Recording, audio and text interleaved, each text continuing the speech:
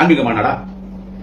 எப்போ நீ ஜூன் 22 முருகனை கையில் எடுப்பேன், 2026 தமிழ்நாட்டை கையில் எடுப்பேன்னா, அப்ப முருகன் மாநாடு ஆன்மீக மாநாடா, அரசியல் மாநாடா, மதவாத மாநாடா, மதக்கலவரத்தை தூண்டுகிற மாநாடா, மதத்தின் பெயரால் நீ நடத்துகிற இந்து முன்னணி வைத்து தீவிரவாத மாநாடா?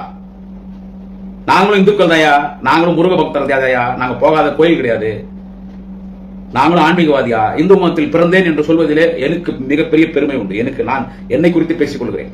இந்த உலகத்தில் பழமை வாய்ந்த மதம் இந்து மதம் தான். எல்லா மதமும் இந்து மதத்தை பிரிஞ்சதுதான். உலக நாடுகள் முழுக்க இருக்கிற மதங்கள் ஓபனா பேசினா அது பிரச்சனை ஆயிடும். எல்லா மதங்களும் இந்து மதத்துல தான் பிரிஞ்சிச்சு. பல மொழிகள் நம்ம தமிழ் மொழியில தான் பிரிஞ்சிச்சு. அது கமல்ஹாசன் சொன்ன உடனே இந்திய சவுந்தரராஜன் கோவம் வந்துச்சு. கமல் மன்னிப்பு கேட்கணும், கமலே மன்னிப்பு கேட்கணும். தமிழ் எவ்வளவு பற்று பாருங்க.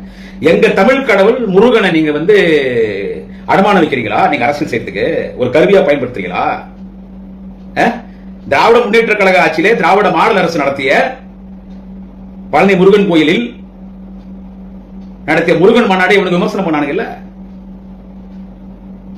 30 உலக நாடுகளில் இருந்து முருக பக்தர்கள் கலந்து கொண்டார்கள். திராவிட மாடல் அரசில் தலைவர் தளபதி மாண்புமிகு தமிழ்நாட்டின் முதலமைச்சர் 2026 மீண்டும் தமிழகத்தின் முதல்வராக பொறுப்பேற்கக்கூடிய இந்தியாவின் சிறந்த முதல்வர், இந்தியாவின் முதன்மை முதல்வர், தேச தலைவன், அன்பு தலைவர் தளபதி ஸ்டாலின் அவர்களின் வழிகாட்டுதலின் பேரில் நாளைய தமிழகம் துணை முதலமைச்சர் மாண்புமிகு அண்ணன் உதயநிதி ஸ்டாலினுடைய வழிகாட்டுதலின் பேரில் இந்தியாவின் சிறந்த இந்து சமய அறநிலையத்துறை அமைச்சர், இந்தியாவின் முதன்மை இந்து சமய அறநிலையத்துறை அமைச்சர் தலைவர் தளபதி அவர்களால், தலைவர் கலைஞர் அவர்களால் செயல்பாடு என்று பாராட்டப்பட்ட அண்ணன் பி கே சேகர் பாபு அவர்கள், மாண்புமிகு இந்திய சமய அமைச்சர் அண்ணன் சேகர் பாபு நடத்தினாரே முருகன் மாநாடு, அரசியல் சாராத அரசின் சார்பில் நடைபெற்ற மாநாடு.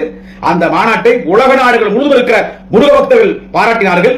அனைவரும் அந்த மாநாட்டிலே பங்கேற்றார்கள். அந்த மாநாடு பாத்தீங்கல்ல, அந்த மாநாடு கண்குள்ளா காட்சிங்க.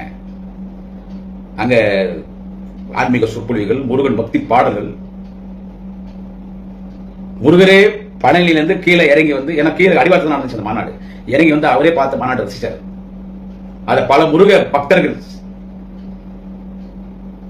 பல முருக பக்தர்கள் ஆயிரங்கள் சொன்னாங்க, நாங்க முருகரையே பார்த்தோம் இந்த மாநாடு சொல்லிட்டு.